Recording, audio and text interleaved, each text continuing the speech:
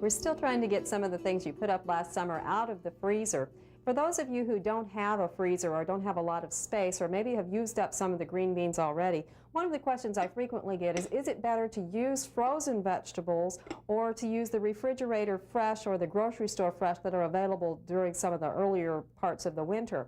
The answer is, in many instances, it's better nutritionally to go ahead and use the frozen. We find, for instance, with green beans, which is what we're using today, that while the green beans are coming out of the freezer, and so you have some loss due to blanching and so on, they actually retain more of the vitamin C and more of the vitamin A once they're in the freezer because they're put in at maximum quality and peak of freshness, as opposed to those that have been in the refrigerator section or in the grocery store section now, which have had time through shipping and so on to have some deterioration of those nutrients.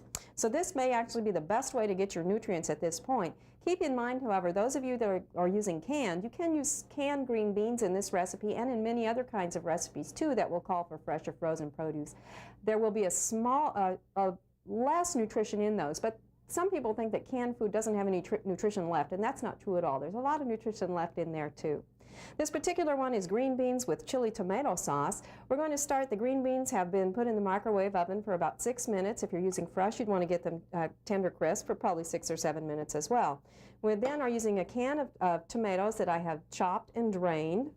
And this will be a 16-ounce can. Again, depending on the time of year and what you have available, you could use fresh tomatoes on this also that you've chopped and drained. We then are using about 1 tablespoon of chopped onion. And then this one is going to depend on taste. This is somewhere between 1 to 2 chili peppers, or if you're from the north, you may use less than that. You may substitute green peppers on that if you'd like. The next ingredient is a teaspoon of distilled white vinegar. And then the next one is an interesting one. This is coriander. Coriander is one of the herbs that Steve grew in the garden last year. Well, last year we used it as cilantro, and we used the leafy part. This is the dried seed that we're going to be using this time. And what we did, or what I did, was put some in a mortar and pestle and just grind it up. We want it crushed. Now you want to do this right before you're ready to use it, because when you break it up, you're going to release the volatile oils that are in there, which are what give you all the flavor. So you do it at the last minute if at all possible, and the dried seeds will keep for a long time. We have about 1/4 of a teaspoon of those crushed coriander seeds, along with 1/8 of a teaspoon of pepper and 1/8 of a teaspoon of salt. And again, the salt would be optional. We'll cover this either with a lid or with some kind of a plastic wrap. If you use plastic wrap, make sure you vent the corner so you have some of the steam that will escape. Most of the lids aren't real tight fitting, so you don't need to try and worry about venting a corner on that. This will then go in the microwave for about 3 minutes, 3 to 4 minutes, depending on how soft you want some of the onion and the pepper. We'll go ahead and do that now.